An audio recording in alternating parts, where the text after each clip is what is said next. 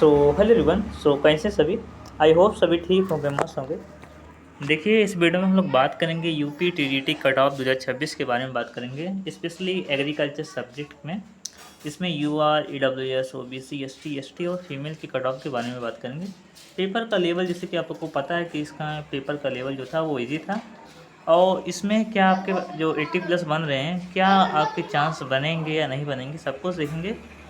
और आप लोगों को मैं बता दूं कि आंसर की तो शायद जारी हो गया होगा, ठीक है। आई थिंक आप लोग चेक भी कर चुके होंगे, ठीक है। शायद अभी जस्ट आया है आंसर की, ठीक है। आप लोग जाकर चेकआउट कर सकते हैं। ओके, तो सबसे पहले कट ऑफ के बारे में बात करेंगे कि कट ऑफ कितना जा सकता है, और प्रीवियस कट ऑफ के बारे में भी थोड़ा एनालाइज हम लोग कर लेंगे कि मतलब जिससे चांस बन जाएगा कि मतलब कितना आपको आपके चांसेस कितने नंबर में बन सकते हैं, ठीक है। तो वीडियो को स्टार्ट कर लेते हैं।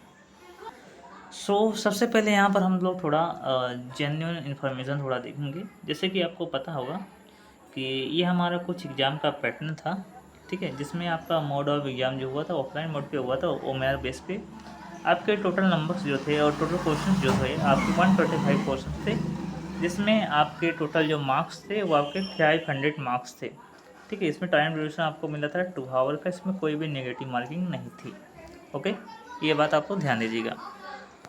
थोड़ा आगे बढ़ लेते हैं। तो इसमें सिलेबस जो कि था, आप लोग को पता है सिलेबस से हम लोगों को कोई मतलब नहीं है बन रहा है। तो सबसे पहले हम लोग कट ऑफ के बारे में देखेंगे, और फीमेल का कट ऑफ कितना जा सकता है इसके बारे में देखेंगे, क्योंकि फीमेल का जो सीटें हैं वो बहुत ही कम है। तो इस प्रकार से अगर आप फीमेल में रहेंगे तो आपका कट ऑफ भी हाई फाई जाएगा। तो ये बात आपको थोड़ा ध्यान दीजिएगा, ठीक है।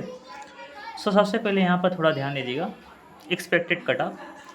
तो यहाँ पर जो मेल हैं उनके लिए ज़्यादा चांसेस बनेंगे, काफ़ी ज़्यादा सिलेक्टेड जो रहेंगे डीजीटी में वो आई थिंक सबसे अधिक जो रहेंगे वो मेल वाले ही रहेंगे। फीमेल का रिस्क काफ़ी कम ही रहेगा, ठीक है।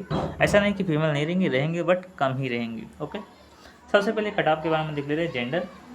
तो सबसे पहले यू आर कटाव यानी कि मतलब जनरल कैटेगरी में। तो अगर जो आपके मार्क्स पे बता रहा हूँ, आपके काट पीट कर अगर जो आपके इतने बन रहे 385 से 350 390 के बीच में, ठीक है, आउट ऑफ 500, कोई भी नेगेटिव मार्किंग नहीं थी। ये बात आप लोग ध्यान दीजिएगा।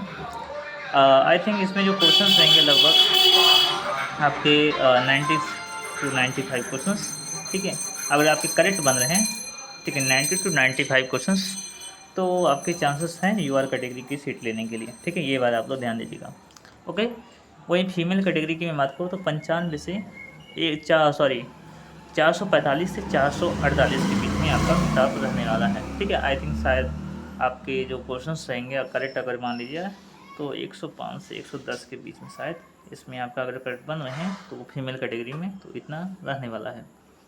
ओबीसी कैटेगरी की मैं बात करूँ तो मेल कैटेगरी में 360 से 369 के बीच में है, तो आप लोग सेफ स्कोर में हैं। बाकी फीमेल में बात करें तो 430 से 435 के बीच में रहने वाला है।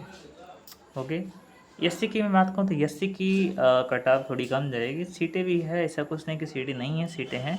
तो एससी की कट ऑफ की मैं बात करूँ 350 से 354 के बीच में आपका रहने वाला है। वहीं फीमेल की मैं बात करूँ तो 410 से 415 के बीच में आपका रहेगा। ओके, एसटी की मैं बात करूँ तो एसटी में थोड़ा ध्यान देंगे 240 से 245 के बीच में रहेगा। बाकी फीमेल कैटेगरी में 410 से 415 के बीच में रहेगा, ठीक, 410 से 415 के बीच में, ठीक है, ध्यान दीजिएगा।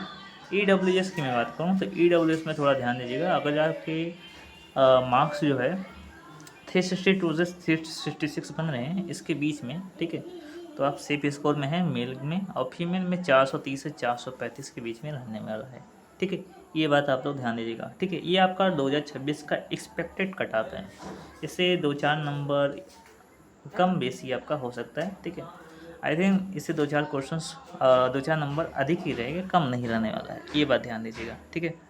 बाकी प्रीवियस कट ऑफ में देख लेते हैं। तो प्रीवियस कट ऑफ जो कि हमारा 2021 का कट ऑफ था, जिसमें आपकी टीजीटी की जो वैकेंसी 2021 में हुई थी, उसमें यूआर की जो कट ऑफ गई थी मेल में 388 गई थी, वहीं फीमेल में 448.25 गया था, ठीक है।